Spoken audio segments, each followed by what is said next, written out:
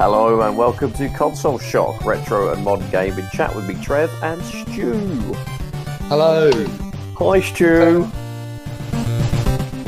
How's it going? Yeah, good mate, good. This is our second attempt at doing this now because of the bloody interwebs, isn't it? The internet, it's all the servers, man. It's all the internets and the servers and World Wide Web's just not working. It's all the Bitcoiners. All the coin miners, yeah, we're taking up all the internets. Exactly. So, doing sums. Episode 39. God. That is a whole one more episode than the last one, I think. At least one.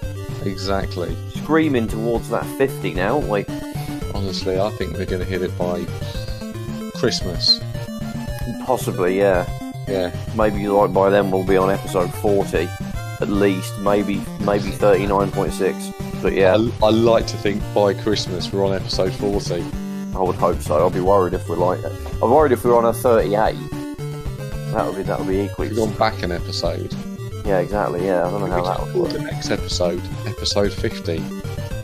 You could just do that. And it goes to 51, 50, and everyone will ask us, what happened to all the 40s? Well, do you not listen to them? Do you not? Oh, they were the really good ones. They're the ones where we had Tecmone on. We exactly. had video game. LPR. We had all the best guys were on those ones. Exactly, yeah. But we missed them. We're holding them back to release them later to sort of do a big, avalanche. But yeah, God, that'd be great if we get those guys on. I think we need several million more viewers. Exactly. But yeah, so we've got a bit of a mix, a mixture of stuff we're going to talk about today. So one is like obviously got E3 coming up, haven't we? Although these days, I think we agree that it's not as sort of relevant as it used to be. And we were going to try and sort of do a whole episode just talking about E3. Then we kind of thought about it, and there isn't anything that kind of, to me, there isn't any amazing moments that could like take up a whole show. I think it's just little bits, isn't there, over the years that have happened. So we're going to talk about that. And the trouble is, I think these days, especially, that the E3 isn't the be-all and end-all now, is it? No. I mean, I was saying sort of before, really, is E3 Nintendo. They do all of their things via a Nintendo Direct, which is basically a half an hour YouTube stream in front of a blue screen or something. Yeah, which works. It works perfectly, I go, oh, there's a Nintendo Direct. Okay, I'll sit down, I'll watch that, see what's coming out. And I think that's absolutely fine. The one thing that is good about having the big stadium environment or the big arena environment is when Sony or Xbox or Ubisoft or EA, they announce a game, then everyone goes, oh wow, that's brilliant. I know, oh actually, yeah, that's what other people are thinking. Some of the YouTubers get a bit irritating, but I don't know, because like every bloody game comes out, it's like, well, that's so amazing, well, and it's like there's one I'm not going to name, but this person like literally just says, just pre-orders everything that comes out. I mean, I'm like, surely you don't have time to play these. And it's not a YouTuber that I get the impression they have a job. They that's their job is YouTube, and so I can kind of see it, that they'd have the time if that was the case, but they don't. They work full time, so they must get these games, just chuck them on a pile, and they must never play them. And could you really be that hyped about every game that comes out? I mean, you must have a particular one that you like more than the others, surely. And it just gets a bit tiresome, really. Yeah, I totally agree with you. I don't follow it live. I mean, do you follow it live? You like? I like watching. I like watching the Xbox and the Sony ones live, and actually Nintendo Directs, because I think they're the ones. Because with the EA and Ubisoft, it's just basically games, whereas the console ones, the console manufacturers, they actually come out and quite often they'll announce new products, and it's just really giving you a bit more information about the games and sort of what's going on. So I do watch them live, and I like to sort of almost, you know, on the shop's Facebook page, is almost give a little bit of a running commentary of what's going on, and you know, I enjoy them. Yeah, I tend to just look at the bullet points the next day. I think, like on Eurogamer or something. Yeah, that's and then true, I'll probably jump on YouTube and watch, you know, those try and sort of skip to those bullet points that interest me now. I don't think I'll sit through a whole sort of thing. You know, I think I did watch like the recent ones. I mean, I sort of said just a bit ago that, you know, there's nothing that really jumps out to me that I can remember of recent ones, but there were ones that I think the Xbox, a couple of Xbox ones recently were good when you had the backwards compatibility with the 360 games was announced. That was impressive. The Scorpio, when it was still Scorpio, obviously we know it now as the Xbox One X. When that was announced, that was cool. PlayStation, you had like the initial when the PS4 was actually announced. They kind of didn't put a foot wrong, really. Although it wasn't, you know what? A lot of people like overstate how good that was. They just did everything. It was pretty much by the numbers. It was just that Microsoft screwed up theirs so badly. Yeah, they only had to turn up and not screw anything else up themselves, and they would come out smelling of roses, which is exactly what they did. exactly. And then then you could talk about how the Xbox completely like screwed everything up, and they're basically paying for it to this day. Really, they haven't completely recovered, and I'm not sure they are now because we're when did those consoles come out? November 2013. 13, yeah. So now we're obviously sort of 4 or 5 years later, and the Xbox has sold half as many as the PlayStation 4. The PlayStation 4 is the market leader. Yes. In reality, all of the best games come out on PlayStation, and to a lesser extent the Xbox and the Switch. And if you look at the problem Xbox has now got is with exclusives, because PlayStation is coming up, you know, amazing exclusive after amazing exclusive. You know, God of War, what's that Detroit game, and you know, with stuff that's getting really good reviews, and it's actually Horizon Zero Dawn Zero Dawn. It's got a whole slew of absolutely amazing games, and I can't say the same for Xbox. I've got an Xbox One X, and I think it's a really quality machine. But you know, it looks like Crackdown's been put back again. I mean, and a game that's been put back so much is. It's weird, isn't it? Because it started out the other way in 2013, like when the Xbox One and the PS4 launched within a week of each other, wasn't it? I think the Xbox One was maybe a week earlier, I think. It was something like that, yeah, within a couple of weeks, yeah. But that had the better launch lineup, I think, really. It had, like, it sounds of exclusive. It had Dead Rising 3, Rise. There's a few others that I don't think off the top of my head, but Forza. Yeah, so you had like and there was the FIFA and that, but that was obviously they were cross-platform. But that had the better exclusives then, and coming up it had better exclusives. It had Titanfall was coming up, Sunset Overdrive, and the Halo Master Chief Collection, and all that stuff within the next following year. And it was. I was going to say, if you think about the good franchises that Xbox have, you know, Halo, right? There's an amazing one. Gears of War. There's an amazing series. Now that Gears of the machine's been out for, you know, let's say 4 years, you know, probably 5, and there's only one Gears of War game, and there's only been one Halo game. Okay, you've had Halo Wars, but no completely new franchises as well, are they? Yeah, and no real new ones, and things like they're coming out and they're making, like, the big game at Christmas was what's it? Player under what's it? PUBG, Unknown Battleground, and that was a pre-demo version, unfinished. Still isn't finished. It still isn't finished now. Yeah, no, they're selling it though. It's bizarre. They're kind of selling it and marketing it as this is the game for the Xbox, but it's still like kind of a weird beta.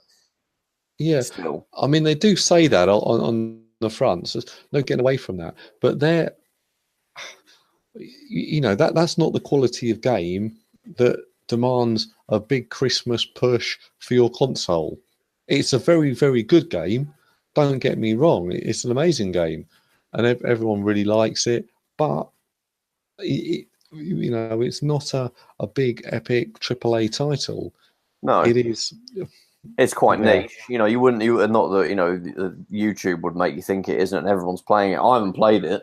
I've got a download code for it, which I got with my Xbox One X, but I haven't actually bothered to install it yet. I'll probably give it a go, but it's not what. Yeah, you're not going to buy a console based on that, are you? Really? And it's funny because like Xbox built its brand on exclusives that you couldn't get anywhere else. Obviously, Halo's the main one.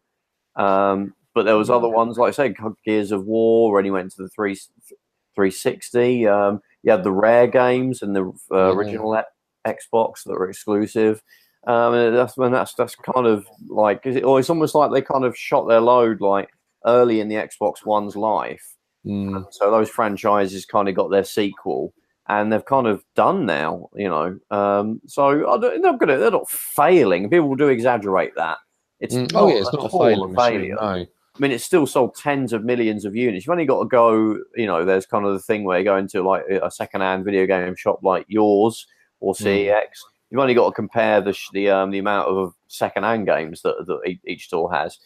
I wouldn't go by going into a game because they pay to have a certain amount of space. That's not a realistic thing. But an indie store like yours or even CEX, where they just plonk however much out, depends on how much trade-ins they get and stuff. And that's what dictates the space. PS4's got the most naturally. Normally, Switch now has probably got itself a little gondola, probably, or half a gondola. There's not many Switch games out there. No, I think less people have one than we're led to believe. I think, weirdly enough, and there's not a lot of games as well. But that Xbox One has, you know, an entire side of a store still. You know, not normally. So there's tons of people have them. I mean, it might just be in the UK as well. Actually, Top Hat Gaming Man. Yeah, and I know you're not a fan. Oh, he annoys me at times as well. Lots of sort of. I'm sighing them, but I think we might try and get him on. Do you know what? With the guy, I think he has a lot of good points. But I do like him. But yeah, I like him to sort of maybe come out of character. What is your issue with him? I've got an issue, but I think he comes over maybe. It'll always necessary the character, isn't it? It doesn't add anything to the kind of what he's talking about, does it? No, all of his titles are, very confrontational, very shocking, and we go, oh right, okay.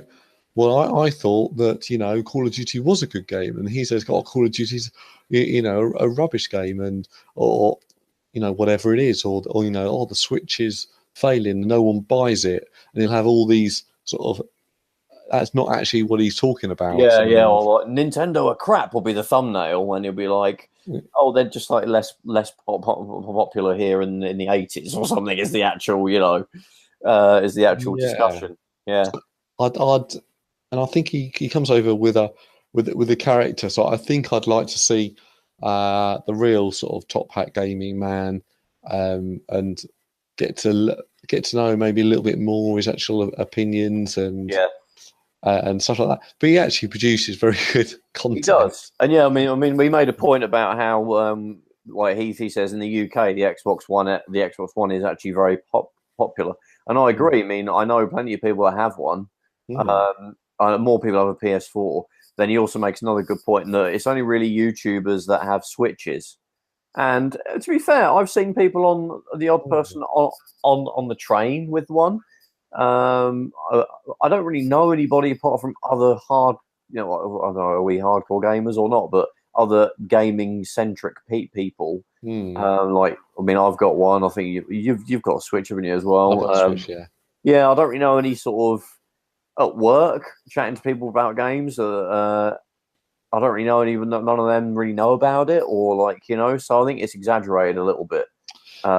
I don't think it is, because the sales figures speak for themselves. In the UK, I think they probably must have sold at least 1 million of them. So there's 1 million of them out there. I think they're up to about 17 million or something worldwide, or something crazy. Exactly. So that's more than what the Wii U had. So if let's say they've sold 1 million of those in the UK, so plenty of people have got them. But I think it's one of those machines where I think a lot of people got it and then got Zelda. That's right, yeah. Then they, they completed Zelda, they put the machine down. Then they got Mario Odyssey. And yeah, because I always moan about my mate Malcolm, who works in the shop with me on Saturdays, an absolutely super guy, but he's got some sort of obsession with buying every boxed Switch game. Yeah, I've noticed that. Yeah, and it just absolutely drives me insane because he's a guy in his 30s. He's buying Hello Kitty's kart racing game. Oh yeah, I've told you. Which got I don't know. It might be an amazing game. It got mediocre reviews, and then it's just and it even bought that what's it, Nintendo Labia or Labodo, whatever it's called. Yeah. And so I said to him the other day, I said, how are you getting on with that? And he goes, oh, I've built half of it.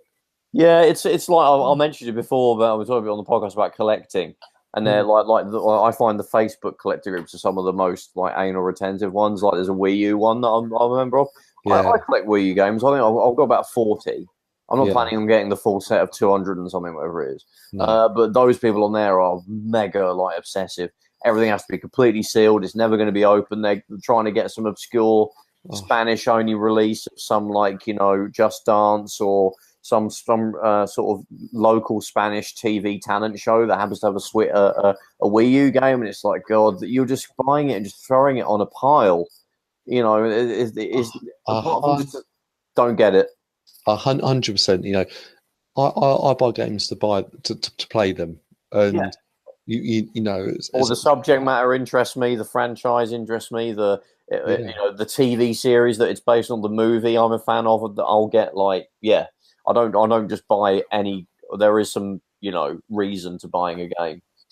Exactly. If it's a bit of gaming history, it might not even be a game that that's a real genre of game I like. It might be a game that I'm actually. It's a part of history. So many people speak so fondly about it. I'm going to pick it up for that reason. And then and try and gauge my own opinion of that. I've done that many a time and really enjoyed the games. So, I totally agree with you. Although there is some people might say, I've got a big Mega Drive collector. I've got about 150 boxed Mega Drive games, and I do buy them, and they'll end up just going straight in the shelf. But the reason for that is I've got an EverDrive, so I can play that game. I just don't need to get the cartridge out. I'll get it out to test it, but it won't be my primary way of playing that game. So I can it's easy to justify just buying it, but I like having an original copy. It's like a historic monument to that system. It's something that you get a kick out of just having something that maybe you wanted when you were a kid and now you've got it. And I enjoy that. And also the Mega Drives aren't massively expensive. Most of them are under £10, or under under £20. So you're not spending loads of money on stuff like that. But yeah, the whole sealed things of when people buy, they want to get a complete set of something. Getting the console bundles is a bit overkill for me as well. The Super Nintendo group as well, because I collect Super Nintendo games, but I'm not mega hardcore like some of the people on there are. And there's someone that had just posting a picture of my collection of Super Nintendo, and they've got every console bundle that came out. And for the most part, all you're paying for is the outer box, the artwork. That's and the big one that I used to want to try and get, but now I'm just thinking, why? Is the NES that came out over here that came with Ninja Turtles or Hero Turtles. Yeah. But the box is just it's literally the regular NES Control Deck box with an outer sleeve. That's the one that's the picture of the turtles sitting on the NES. That's what but that's £300 for that. But all you're paying for is that outer sleeve, really. Because the rest of the box is identical to the bog standard one that came with, like Mario. They just put this sleeve around it because they threw in turtles. So, and it's just ugh, you're paying that much. The only variant that I would pay extra for, I've got a box NES, but I'm quite happy with just that. and I'll probably get the NES 101, the top loader. Oh yeah, Yeah, that I'll pay a bit of extra money for because that's a genuinely separate. They're a bit crap because they've only got RF out. You'd have to sort of mod it to make it actually genuinely replace a regular NES. But yeah, yeah. So that is pretty ridiculous. Getting every single variant. At least if it's like Nintendo 64 or other consoles that have different consoles where the different colours. That I could get. Yeah, getting the purple N64, the blue one, the orange one. I mean, most people probably think why, even at that. And part of me is still it's still the same machine. I'll get the one colour that I really like. Like I think I want to get the orange one. I've got the regular one. I want to get the orange one, and that'll be it. I'm not. Surely you want the Charlton red one. I could just stick a sticker on it, right? That's what everyone used to do when you were a kid. You just stick the stickers on them. Premier League, your Premier League doubles, you'd stick it on your console. God, that was a long while ago, wasn't it? It's annoying when you get one that has that on it, but yeah. Or like Xbox 360. I mean, I've got a few of them, unfortunately, but they're cheap. They're not like the NES. How many Xbox 360s have you got, Trev? 4. 4? Yeah. Why have you got 4? Got a blue one. I've got the blue 360E, which is the one I actually use personally. Oh yeah, I've got that one, but in black. Yeah. I've got the blue one, which is it's really nice. It's got the big got a 500 gig hard drive, which is the biggest one that I ever got. My girlfriend's got the Star Wars one. She's got the white Connect. I've got a red Resident Evil one, which has the 2 red controls. It's actually an Elite, the old big chunky kind of crap 360 Elite. The red one, and I've got a white 360S. There was a very, very difficult to find white variant on it, which I've got complete in the box and everything. So they're the ones that I've got. But they were like, I think the most expensive one was the Star Wars, and that was like 120 quid or something. The others I picked up for 100 quid. It's not £300 that you would pay for an outer sleeve. At least the actual console is genuinely different. There's nothing different about the NES. I'd love to have the R2D2 Star Wars Xbox 360. Yeah, you're getting that looks really smart. Talking about having multiples of machines, a guy came into the shop the other day, and he was going, I've got 11 PlayStations. Oh, well, no, I just buy them when you see them because you never know when they're going to break, do you? You mean as in the PS1 or just general? The PS1, just bog standard PS1. Yeah. He's got 11 of them or 10 of them, and I've only got 6. Why have you? Well, okay, Trev, I'm going to go on you now. Why have you got 6 of the bloody things? I actually don't know. I've got my original one, which was the Dual Shock one. And that plays games, right? That plays games. They're all fully pretty much all fully working. I've got the blue one I've mentioned on there before. The D. Oh yeah, no, you got to have that one. Yeah, that's kind of a little bit more justified. I've got the slim tiny one because that's cool to play with the monitor on it. And I think my girlfriend had hers, which I've kind of become part of the collection. It's still hers. And I think I picked up I think I got a bundle about 2006 off eBay where some bloke was selling 2 PS1s in really good nick in the boxes for like 20 quid. I thought, sod it, I'll get it. You better do that now. No. But that was the mid-2000s when people weren't nostalgic for the PS1. So it was a really good time to get it. And that was the first console that I really started hardcore making the point of thinking, right, I'm gonna try and get loads of shit for that. So I'm a bit ahead of the game. So I'm noticing that's gone up now. PS1 collecting, but I've already got about 200 games for that. I've got most of the ones that I want, apart from a couple of Castlevania ones, which I'm probably never going to get. But yeah, that. So that's why I've got those. So that was kind of just, and to be honest, the PS1 is like so cheap now. It's one of the cheapest consoles, isn't it? I think. Well, that's it, because I say the PS2 and the PS3 all play PS1 games. Yeah. And actually, there was rumours last week, and this might be a big announcement at E3. PS1 Mini. Oh, that's it. Spoil my thunder. Everyone was, waiting for the big announcement. Do you think it's going to happen? I don't think it will. Right. If you say I don't think it's going to happen, I've got to take the other view. I think it's going to happen, and I'll tell you why. Yeah. Because Sony has seen how much money Nintendo have made from the NES and the SNES Mini. The obviously the PlayStation, they can do it about the same size. Stick it in there with probably one controller. Yeah. One little what's it, DualShock 1, Yes. and there'll be a little mini In the shape PlayStation of the 1. Yeah, shape of the original one with the HDMI out. And then someone said to me, "Yeah, no, but you're not going to be able to fit all those big games on there." Well, they've already got them on PS3, haven't they? And PS4, you can download the bloody classic games. Well, you could say that about the SNES, but with the PlayStation Mini, is each game is at a maximum about 600 meg, except for the Final Fantasies and some of the multi-disc games. So then they could all be compressed onto a 32 gig, storage device, or all that actually costs peanuts, and get that out for Christmas, and everyone will buy that. You put the Crash Bandicoots, put the Spyros on there, put the Gran Turismos, put the Wipeouts, put all those games on there, the Metal Gear Solids, and I personally think it would sell very, very well. You wouldn't have a problem hitting about 20 games on it, which is what seems to be the going amount, isn't it, with the NES? Yeah, you would know. You get 20 quality games on there. The only issue I do envisage is obviously sort of rights to, Activision might not want the Crash Bandicoots because it'll be the ones trying to sell there. Yeah, it'll be the ones that they're already selling or have sold recently on like the PS store or the PSN store.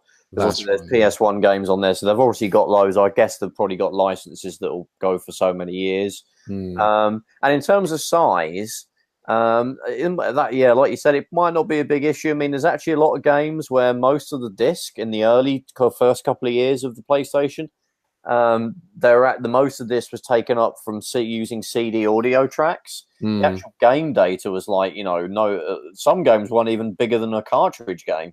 In the early days, like Ridge Racer is like 16 megabytes.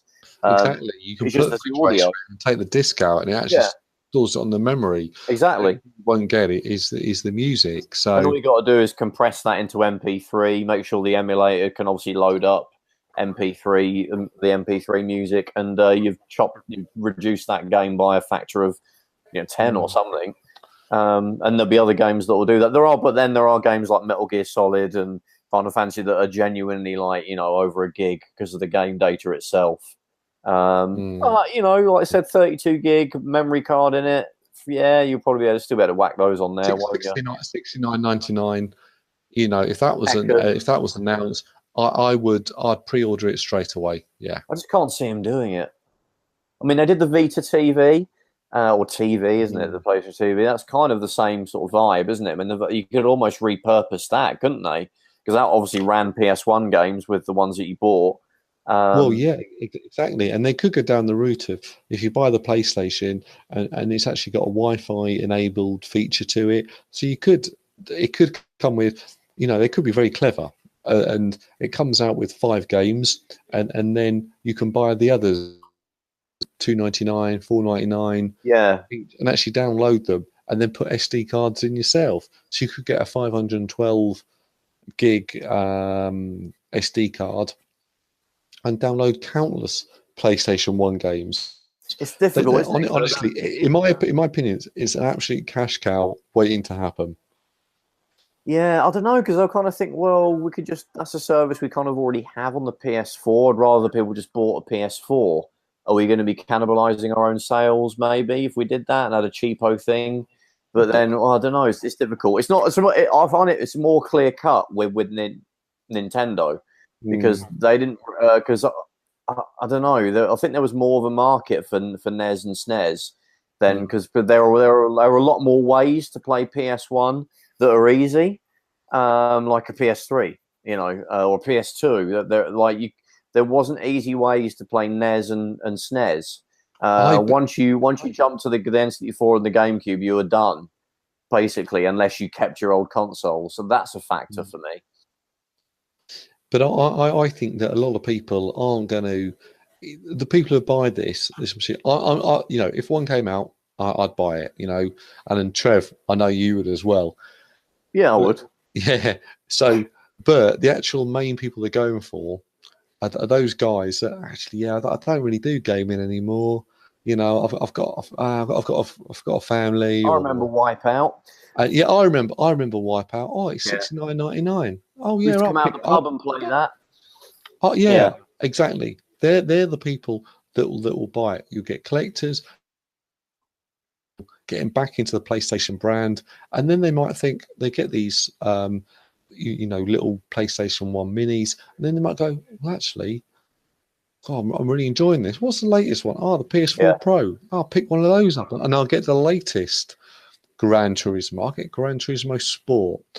And It's you know, probably oh the man, easiest this one to looks, do, isn't it? I mean, you're not going to get a PS. Well, the PS2 is kind of too recent to be having kind of a mini thing, and it'd be a pain to get an emulator going. Well, I guess they've done that because there is a PS2 emulator on the PS4. But yeah, it's and yeah, I mean, one way looking at it is the PlayStation brand is bigger than Nintendo ever has been in the UK. I yeah, would say until really the Wii. You know, okay, the Super Nintendo. Well, probably the Super Nintendo or the Game Boy. I think it's more likely. I mean, a lot of people, obviously, we've talked about it before, but the N64 Mini, mm. I'm not sure there's going to be one. It's just I the I controller is personally think awkward. Go on, yeah. for the Nintendo world, the next mini console is actually going to be a Game Boy. Yeah, same here, because that'll be Yeah, massive. Yeah, that'll be. I would get a mini Game Boy. I think that'd be wicked. yeah, Keep no, the screen the same size as the original, but put it in a exactly. tiny Man, little unit that looks like the original. it'd be so good. Yeah, and you could fit 50 games on that easy. And there's tons of Nintendo games. I want to talk about licenses. You got all the Mario Lands, Kirby, all the spin-off Mario games, Mm. tons of obviously Tetris and everything. It'll be super easy. And like I said before, like the Game Boy was the first popular Nintendo console in the UK, before Yeah. the Super Nintendo and after the NES. So yeah, I actually think, but when I've mentioned that elsewhere, people shoot me down and say, no, they're not going to make a Game Boy. It'd be N64. It'd definitely be an N64. I'm like, way more people had Game Boys in the UK than N64s. N64 got destroyed by the PlayStation, and it's like we said in our N64 episode, like the nostalgia about the N64 is kind of overblown, I think, because like it sold like a third of the PlayStation, less than that, like a quarter. Yeah. And I think more people remember it as something they went around their mates to play in short bursts. I mean, I had an N64. I think you had an N64. But for the most part, it's people that had a mate that they went and they played their Mario Kart and GoldenEye. They didn't want to get one themselves. They just were happy to do that. And then they'd come home and play PlayStation. That's how I kind of see that. So I don't think it has the appeal of the Super Nintendo and the NES. Weirdly, you know, the NES I think on paper should have had the least appeal. You know, because it also was not very popular in the UK. But yeah, it's weird, isn't it? And also there's the fact that, you know, a lot of the games that it's famous for, they won't be able to get anyway. It'll be there's enough, I think, for it to cover it anyway. Of just Nintendo stuff, but obviously there'll be no Banjo-Kazooie, there'll be no GoldenEye, you know, so that would kind of, I mean, GoldenEye straight out. That's probably the first game people think of, I think, these days, right? More so than Mario Kart, I think. Yeah, more so than... I think, yeah, GoldenEye's, Zelda, Ocarina of Time, Mario 64, Mario Kart, Banjo-Kazooie. There's enough to there's probably still enough to be about 12, isn't there? So there's probably about 12 games, I think, like Mario Kart, Mario Party, Mario 64, yeah, Zelda.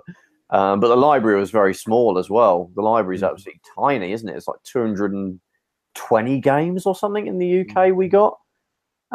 Maybe you'll get Konami, maybe you'll pop ISS 64 on there. But beyond that, I can't think of anything that's third party that they'll be able to get easily. Definitely not Castlevania because it was terrible on the N64, but yeah. No rush to get that one. But I think the most likely one out of any possible mini is, Game Boy. I don't think there'll be another Mega Drive one. I think they're just terrible, really. And I would like, well, maybe they'll have another crack at it, but I just can't seem to get into their heads that they need to drop bloody at games. At games, it's got to be quality. You've got to plug it in because Sega do an amazing product with that latest Sega Mega Drive collection. I've heard great reviews from everyone on it. Absolutely Are you going to buy it, though? How many times have you got those games? Exactly. I'm not going to buy it, but they've done a really good job with it. But when it comes to actually sort of making a mini console of it, there's no care. No. It's the control. Start off, the controllers are rubbish. The horrible D-pads on them, isn't there? Yeah, and then the actual machine is just light and just one little chip in a thing. And then when you actually play the games, they're not optimized and they don't play properly. The AliExpress one's better, isn't it? There's like 50 quid or something that people. Exactly. So if they came out and gone, okay, let's look at what Nintendo did. We're going to do the same. We're going to do a mini Mega Drive. Put 30 games on there. We'll make sure all the classics are on there.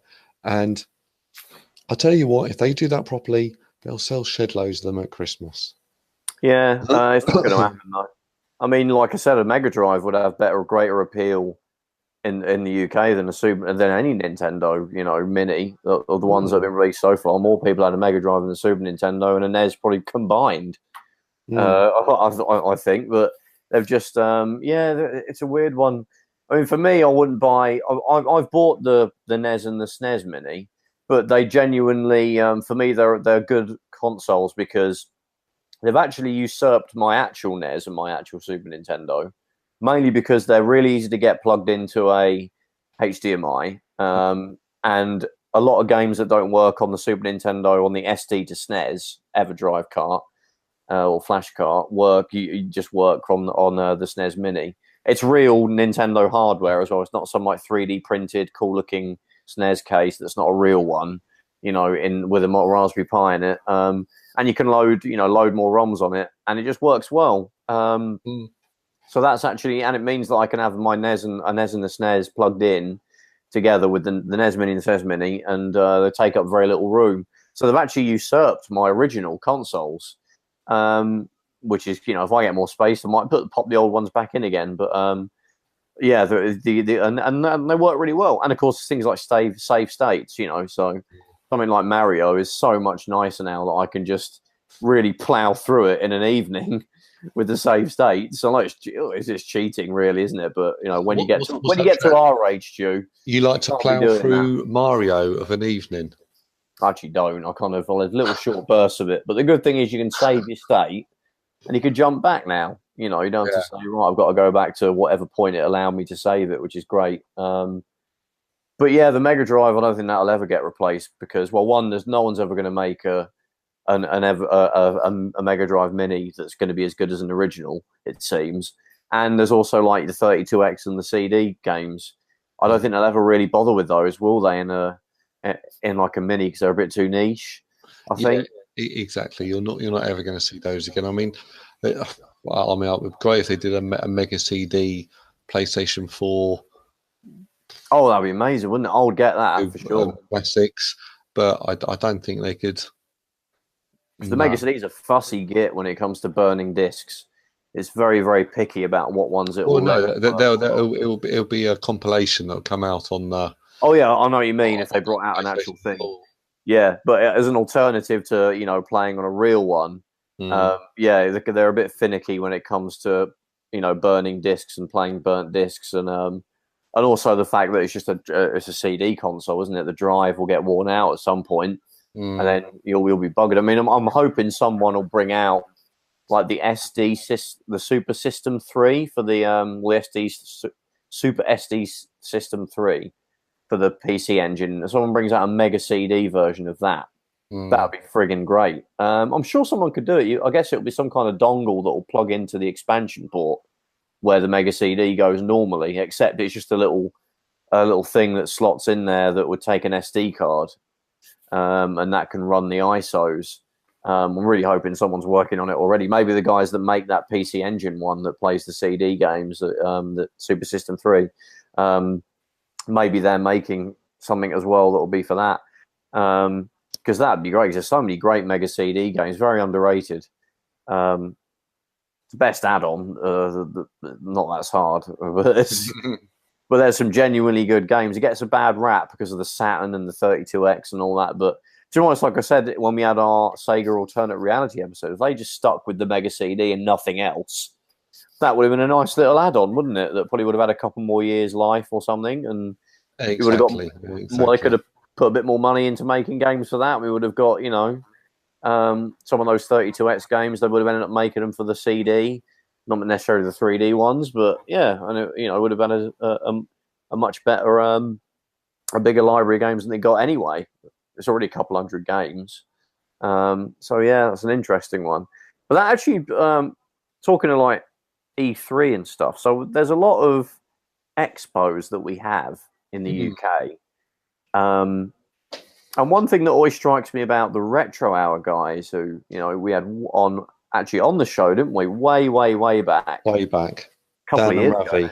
Dan and Ravi, yeah, lovely guys. But you'll notice, like, pretty much every episode of the Retro Hour, they'll mention that they're going to an expo, or check us out, we're going to be at this expo this week, and then next month they're going to another one, and this one. There's the one in Blackpool, there's one in Manchester, isn't there? Retro gaming expo. It's literally a place where you go to play, meet people that are into retro games in a big hall, often buy games. There'll be sellers there, and play games. They'll all be set up with arcade machines and the originals. So do they appeal to you, these expos? They do, and I've always moaned. Well, I'm always in the shop on Saturdays, so they're difficult for me to go to. But we've threatened to, haven't we, before? But we never actually we have. But I'm for them. And last year I went to the video game market in London, and I thought that was really good. I got loads of games from there. Are they actually good prices? I always thought they'd be terrible prices. They're eBay price, I guess, is the barometer. eBay price is maybe a little bit lower. I mean, you can negotiate with the people, but it's one of those things. Is the only problem with it? So many people go, so you're trying to squeeze in to actually look through the games, and then you've got to kind of negotiate up and down the counter to look at the games in there. You've got to pay to get in as well, haven't you? It's like tenner or something. I think it's a fiver to get in, something like that. Yeah. But Trevor, I'd certainly recommend you go to it. But the actual main expos, I would like to go to them. On a Saturday, go up there, and you bump into lots of other YouTubers. You get to play on loads of other games, and I think lots of things go on, and people speak very, very highly of them. And I think the ones in the UK. At the moment, they're nothing like the ones in America, which are much larger professional events. Where the ones here, I think one was held at Wolverhampton Race Course, and then there's one up in Blackpool. And I couldn't justify going up, spending the money to go up there. Yeah, you have to get a hotel and all that. Yeah, near the hotel, or maybe driving back late. I couldn't quite just. But if there was one in London, which I think there is. A Play Expo in London coming up. Margate is one, isn't it? That's the one. Yeah, there's one in Margate, and I've heard. Sounds terrible in the past, but I think it's a lot better now. But yeah, there is one in August. Yeah, might have to check that out then, I guess. Was that the Play Expo? Yeah, I mean they always seem to come across as always being up north. But I guess that's why I've never. Oh, okay. Here's one. Oh, it's in Doncaster. Well, yeah, there you go. I can't sort of. You got to pay to get up there. I mean, if you're driving, that's a bunch of petrol you got to pay for. You got to get somewhere to stay overnight, and then you're going to pay to get in and all that stuff. So yeah, for us being based in Londinium, you're looking at 60, 70, 80 quid just to get there and have somewhere to put your head down before you even get in. Exactly, but they do look absolutely great fun, and I would like to have a good look round one, and see what I really think of them. And Trev, what do you think about them? I'm kind of mixed up on them. I mean, the main barrier for me is the fact that you've got for us they tend to be up north, so it's a bit of a slog for us to get up there. There's not really much down in London, weirdly enough. Although apparently now, yeah, Play Expo's coming up in August. I mean, if there was one in London and Charlton were not playing and it was on a Saturday, would you go? Yeah, I think I probably would now. And that's the thing. Often they're in the football season, which sounds really lame, but I work. I'm often, going to watch Charlton on like a Saturday, and they always happen to land on a bloody home game or something. But yeah, there's that, and there's also the fact that a big part of the appeal is it's you get to go and play all the games that you grew up with and all that stuff because they're all set up. But I have them mostly at home, so to pay 20 quid to sit and play a NES is kind of a bit lost on me because I can do that at home. So that doesn't have any particular appeal for me. Obviously, there are consoles that I don't have, like a CDI or something. I probably would think, oh, cool, and go and play it. And arcade machines. Obviously, I'll probably never have any arcade machines unless I bought a mansion. But there's that as well. Yeah, because when I go on holiday somewhere like Blackpool, just to go on holiday, I'll often seek out an arcade to play some of the arcade machines. Often those sort of seaside towns keep the older stuff out. So you can still play Daytona on a terrible screen that's got screen burn on it and everything. But hey, that's what makes it appealing. Like Blackpool, there's one place that's got Ridge Racer full scale. Oh, wow. I kind of just want to go to Blackpool just to play it. It's like, yeah, it's literally like, anyway, there's no Ridge Racer full scale. It's literally the original 1993 Ridge Racer game, but with about 4 screens that sort of envelop you, and you're inside an actual car. And then you use the steering wheel, the brakes, and the gears like you would in a real car to control the game. It's like 50p. They don't charge a lot, but this is one arcade in Blackpool. Just type it in YouTube, like Ridge Racer Full Scale Blackpool, and you'll see tons of YouTubers go just to play that. But Ridge Racer is one of my favourite games, so to be able to play it like that will be amazing. And yeah, this one arcade in Blackpool has kept it going. And yeah, that'd be really, really cool. But yeah, so there's that. The aspect of the game playing doesn't really appeal to me much. And yeah, I mean, you mentioned that you're meeting YouTubers, but it depends, doesn't it? I mean, you could go and see them in a panel and all that stuff, but in terms of hanging out with them, I don't think that would happen for us. Because they tend to all know each other, don't they? I mean, they'll be in each other's videos and stuff. So to them, it's just they're hanging out with other mates. So, but obviously, that's not something that would be for us. There might be people there we would know and had as a guest in the past. But yeah, well, we'd be lucky if they remembered us. But you never know; I could be wrong. I might be not giving them enough credit. But yeah, I mean, that obviously isn't something that would appeal to me because it's just not something that would happen. So yeah, and also I hear horror stories all the time about the prices that the retailers charge. That would be the main thing for me, I think, would be the buying games, because I'll probably go there loaded with money to buy games. And I think it's one of those things where you know they've got a captive market there, really. So yes, that they can get top dollar for things. People want to buy this stuff, but then if you get towards if let's say it's on Saturday and Sunday and it's 3 o'clock on Sunday and they don't want to take all their games back, they want to try and get as much money. I think you can actually get some pretty good bargains there.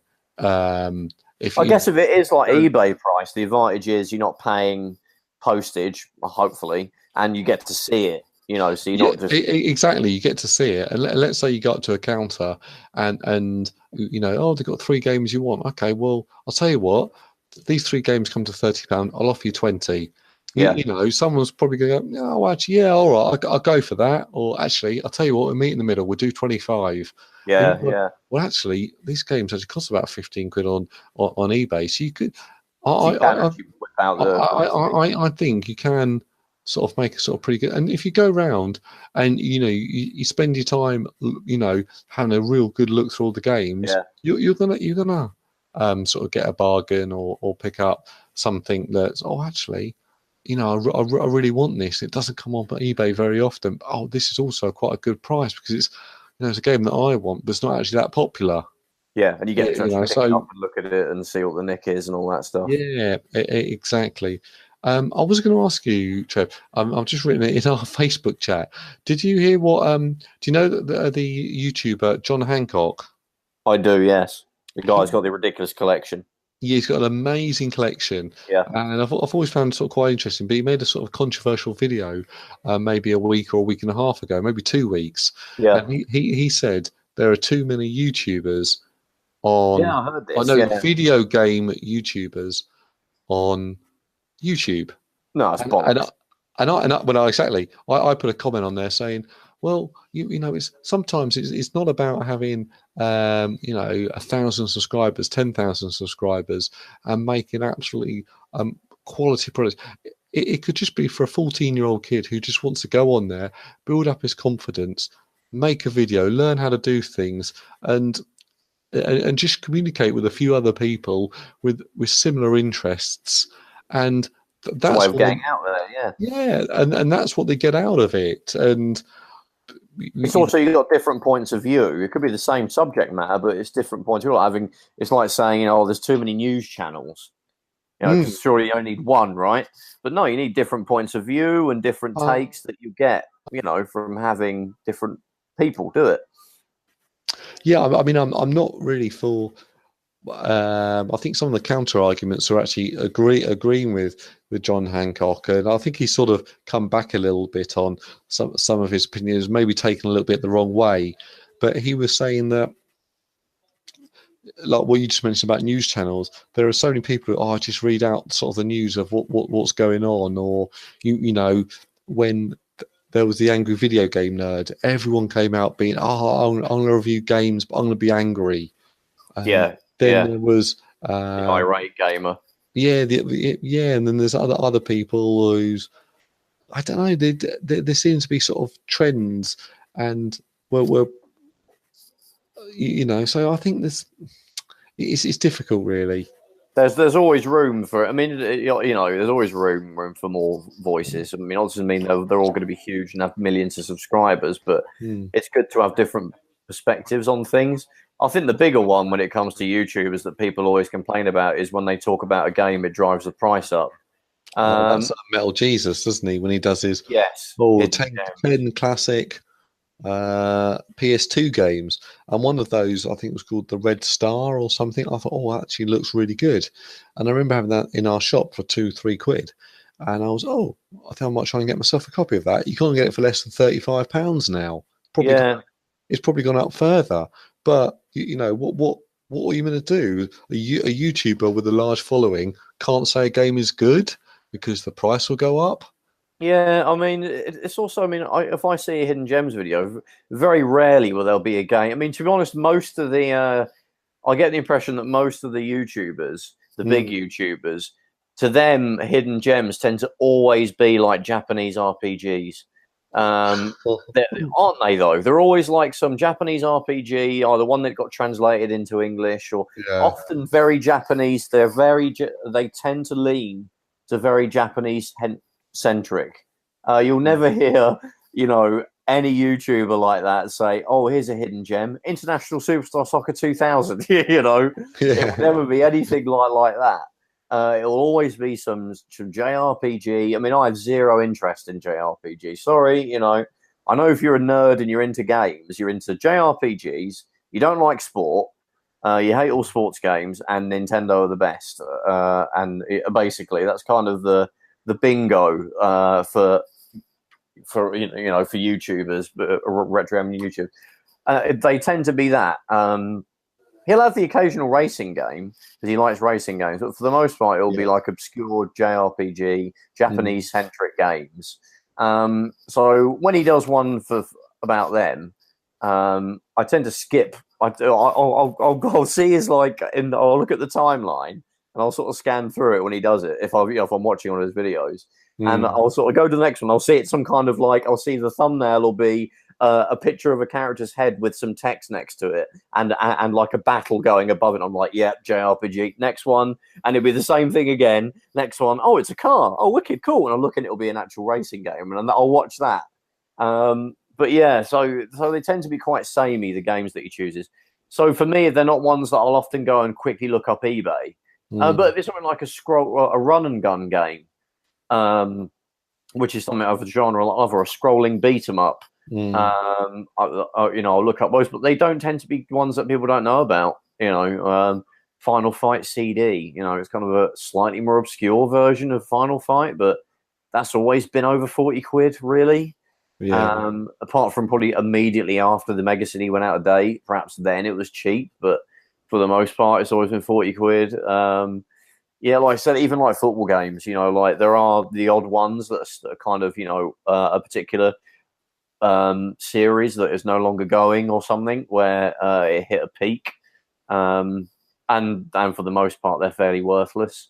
Although Americans go crazy over ISS 2000, which I did mention actually, because the US version was rental only. Oh, right. But they're just buying it because it's difficult to buy. Yeah, but then there's that one that I've mentioned loads of times on here. There's the PS1 version of International Superstar Soccer 2000 that no one knows about, and there's no real videos on YouTube about it. But it's a really bizarre port of Nintendo 64 ISS 2000 that came out on the PS1 in 2000, and that's a hidden gem for me because it's the N64 ISS games were very different to the PlayStation ISS Pro games. You could do an entire series about them because there were two separate teams at Konami that developed the N64 ISS games and the PlayStation ones. The N64 ones are the true descendants of the original ISS games on the Super Nintendo. It's the same team that went on to make them, but they're dead now. The Pro Evolution Soccers that we get now are descendants of Goalstorm on the PS1, and Goalstorm became ISS Pro, then ISS Pro Evolution. That's a different line of games. But there's not even. I've been thinking about doing a video on the history of Konami football games because that's kind of cool, little weird stuff, like a Did You Know Gaming. But no one does stuff for that kind of thing. Sports games. It's only going to be about JRPGs, weird Castlevania. I actually like Castlevania, that's fine. But you know what I mean. So I'm not convinced that happens. The whole YouTuber thing. I mean, I did watch his latest 360 Hidden Gems video. I think there was about 3 racing games on there. That's not bad actually. Yeah. No, maybe it was the PSP one. There, Juice, Flat Out. Yeah, Blur or something might be another one, or is that the 3? Yeah, Blur. He's talked about that, and that's second game. Yeah, he does like that, and there's an Import Tuner game, which was like a sequel to the Dreamcast Tokyo Street Racer game. Tokyo Highway Battle. The Highway Battle. That's a great game. Yeah. Yeah. So I think it's a little bit more. I think sometimes when he's on with that Reggie guy. I like Reggie. He's radical Reggie. Yeah, he's radical. And it's just like, also a lot of the time I'm like when they get like Kinsey on and all that stuff, I'm like, how can you play all of these games? And they're kind of, like I said, they're kind of at the top. The thing with video game collecting and playing, there's always a bigger fish. So you might think that you play all the games that come out and you're really knowledgeable, but go on YouTube, you'll find someone that's played way more games than you, knows all about way more than you do. And like the best example of what I'm going to talk about is Happy Console Gamer. He seemed to get every big game when it came out and every console. Like he would do a Turbo Graphics retrospective. We talk about how a week after it came out, he went and got one, and everybody went around to his house. When the Mega Drive came out, he bought it when it came out. Everybody went around. When Final Fantasy VII came out, he got it when it came out. When Metal Gear Solid came out, he got it. When Mario 1, 2, 3 came out, he got them. I was lucky if I got one of the big AAA games in a year. You know what I mean? But that is someone that I think was extremely fortunate when they were growing up. I mean, he's a bit older than us, isn't he? He's probably got about 10 years on us. I think he's a little bit older. I think he's always talked about his friend Adam or Nick or something. There's always a mate. He's got I think his mate had quite a few of these games, and he went round to his house to play these games, and I'm going to defend him a little bit. But you know what I mean. You got my sort of growing up was nothing like that with video games. I mean, I'd get the odd game that my parents would get me. I know, to be fair, I probably got most of the big hitters of the 90s. You know, your Mario 64s and your Metal Gear Solids and Mario 1, 2, and 3 and that. A lot of the time, I would have got those games many years after they came out, especially when it comes to like the NES ones. Because my parents just couldn't afford to get me, you know, one game a month. I mean, a cartridge was like 50 quid. So I'd have to wait for a birthday or Christmas to really get anything. Like Street Fighter 2, I think the Mega Drive version, I got that when it was on sale in 1994. I didn't play that when it came out in 92 for us on the Super Nintendo. So yeah, I didn't have any of these. It's like I said, he's older than us, so he was kind of a teenager around that point. So he probably had money that he could just go out and buy this stuff when he wanted to get it, exactly. which would have been great. So yeah, I mean, he's kind of at the top of the food chain, I think. But yeah, it's you do watch it, and you think like, how the hell did you manage to get all this stuff? But it's also the fact. I think it's the same with Angry Video Game though. I think he's quite similar. He seems to sort of get all the big hitters when they came out and all that stuff. I mean, they were just probably, you know, fairly middle class, you know, guys that had well off, not rich particularly, but just decent, well off parents who were quite happy to indulge their kids in, you know, buying them whatever game they wanted pretty much. I mean, I remember I was watching a video like of Adam Korolik, and he was mentioning about how his mum just randomly said, "Yep, I'm going out. I'm going to get you a PS2 or something." And it's like, God, that never happened to me. I had to like beg my parents for a whole year. Adam Korolik, he's a funny one. Now, I love to get him on the show because I think he's got a lot of interesting opinions. Yeah, he's great. But when he does his pickups, he goes out and I go, "Oh, I got this game. It was $45 at Best Smart or something, but I had a voucher and I got it for 40. Oh, I thought I'd give it a go. Then I got this game. Yeah, you know, I've been trying to get my complete Wii U collection. You know, it's a singing game or something." And he does buy a hell of a lot of games every month, and I'm oh god, you know, that's a lot of stuff he buys. Stockpiling it, surely, right? I mean, there's another one that's similar to that. I watch. She's called Gemma, the Jebs 24. A little bit unusual because one, she's a lady. So there's obviously there's predominantly white men that are the big collectors. But she does often she goes to charity shops and CX and she does pickups. But she'll do a pickup video showing the games. But she'll just have just utter crap games that she even says, "I'm not going to play this, but it was 10p." I won't even bother spending 10p on it, and it's like some it's some like Who Wants to Be a Millionaire 98 or something, you know, or like Just Dance 2013. And like, seriously, you're just stockpiling these games. You're not ever going to play them. And she says it. I'm just like, is it just to make a pickups video? Are you literally just doing this to make a pickups video? And I'm just like, seriously, dude, just like save all those 10p's and wait and get a game that you're probably genuinely going to play.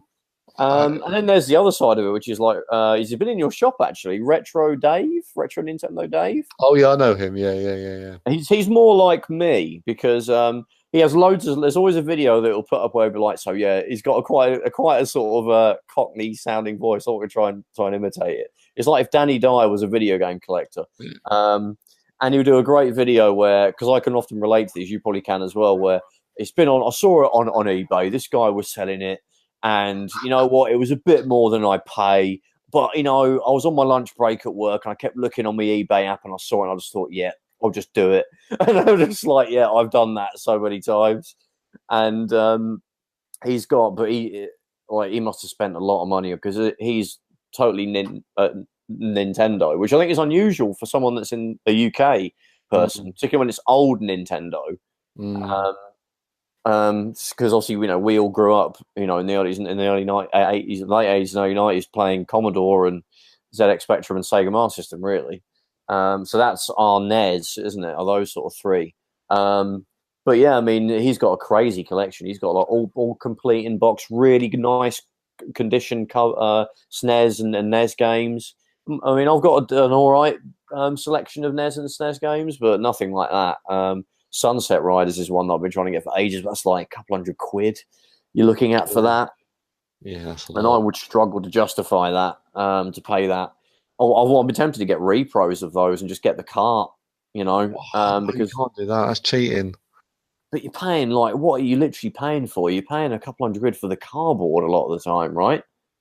I think I mentioned it was the last time I wanted to get. I really like Dracula, Castlevania Vampire's Kiss on the on the SNES, but that's like £400, and often you'll see it, and the box will be in crap, the creases all over it. But this is not just someone listing it. This is the one that's sold. And you'd be like, oh, do I want to pay that? And I can get the cartridge on its own for maybe 100, which is still a lot. But then you could pay someone on Etsy £30, and they'll make you a box of instructions that will be pretty good, and you've kind of got the feeling of a complete Top Pack Gamer Man. There's a good video on that. I think it's literally called "Don't Pay Loads of Money for Old Cardboard." So, so you don't agree with that. You don't agree with that, and you would, if you could, you would pay that amount of money. I mean, I've always, my opinion, I've spoken before, is, I just want to play these old games, and quite often if a box comes in quite battered, or a Mega Drive game I want, it's just the cartridge. Yeah, I just want to play the game. I'm fine with that. Do you like? Are you mega fussy about the box condition? Like, if it's a bit tatty? Well, right. If there's two boxes in front of me and one's really in good condition and one's not, I'm going to get the good condition one, right? That's normal. But I'm not going to go out there and just buy. I can only buy it if it's still got the instructions, the cardboard in a bit, and everything with it. I think that's a little bit. Well, actually, I really just want to play the game. So I'm just happy to pick up the cartridge and I'm cool. Yeah, stick it in my machine, and it still looks good on my shelf. All the cartridges all lined. Yeah, I mean, it goes back to sort of the last few years. I mean, in the last 10 years, there'll be so many of these special editions of games. TAT edition, you mean? Yeah, the TAT edition, where it's, I don't know, like Assassin's Creed Black Flag, and it comes with a statue of a pirate ship. Yeah, art book and all that. An art book, and who cares about the art of it? Yeah, it would just get thrown on. It just gets thrown on the shelf, and they take up so much room as well. And then 6 months later, you see these things, for 19.99, 14.99. Yeah. And no, there's never. Have you actually bought them? Then have you ever bought any of them? I've never bought a special edition in my life. No. No, same here. I think the only things I've bought that are anything like that is when maybe you pay to get like some kind of DLC thing, but that's not a big, stack. Yeah, exactly. If it's a game you on the box and there's some sort of deal on, and you get a better DLC, I still probably wouldn't even do that, but I can justify it. And at least FIFA 14 had a special edition that was an actual football, so that had a practical use. if you wanted to use it, it was an actual official FIFA football. World Cup football, I think. So you could actually pump it up and use it. So that actually had a practical use, but even then it came in a wacky great big box, and it's like, but yeah, I don't buy the ultimate edition of that to get like the Fabillion gold packs or anything, because I don't play Ultimate Team, so I don't even pay for that, the extra for that. I think they're a waste of time. They just take up space. I mean, the limited run games I have mixed feelings on as well, because they're purposely not making a lot of something, and then it just gets sold out within seconds. You have no chance of getting it. It's just a roulette if you get it, and then it just gets resold on eBay for double the price. I mean, I bought Night Trap. I think I mentioned this as well on the podcast before. The PC version, the big box one that they made, just because I really like Night Trap's a game that I really like. Although it cost me slightly more than getting the original Mega CD version, which is like £20.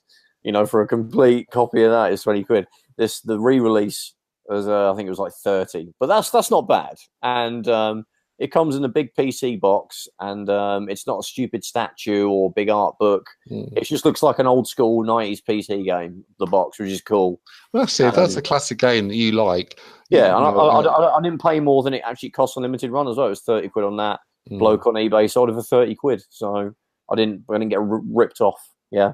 Have you bought anything from those guys? No, I wouldn't. No. Well, if they release a game that I really wanted to play, then I may do. Just Vita, obscure Japanese Vita stuff, isn't it? A lot of the time, I think. Yeah. If a game is good enough that it's just basically they'll find a game that's does quite well on Steam or something. Yes, does well on Steam, or it's downloaded quite well. Oh, let's do a limited run game, and do 10,000 of them, and yeah. Well, I guess I'm not saying they shouldn't do it, but it's just difficult to get a game. I think they should just try and make lots of them. I mean, the only thing that I know they're making replacement Sega CD cases, because I've got some American Sega CD games and the cases are horrendous. That I might buy off them, but they actually said oh yeah, we're not going to limit those. We're just going to make as many as demand requires. And I was like, oh great, you can do it for a bloody case for a game. You're like, I mean, I might be, like I said, I might not be giving them enough credit. They might have to pay a large fee to Sony to produce, I don't know what. 100,000 of a game as opposed to 20,000. I'm sure they do. They got to pay to do that, and it's probably not as simple as they're just holding back. How many games and controlling the market. But yeah, most time it's not really anything that appeals to me. And those ridiculous Street Fighter 2 Super Nintendo cartridge is £100.